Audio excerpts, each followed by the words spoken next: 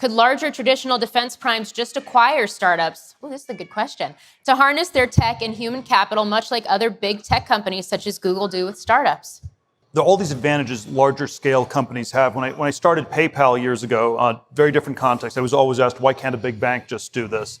And I never had a good answer to that because in theory, the banks have scale, they can have longer time horizons, they have more capital, they have a lot of talent.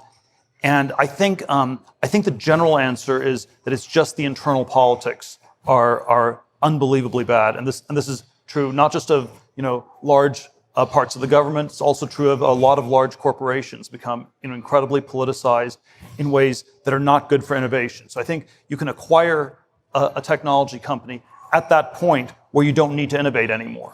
So if it's a fully formed thing, maybe that's a point at which it makes sense for the primes to acquire them. But if you still need to maintain that culture of innovation, that's going to be very hard to do.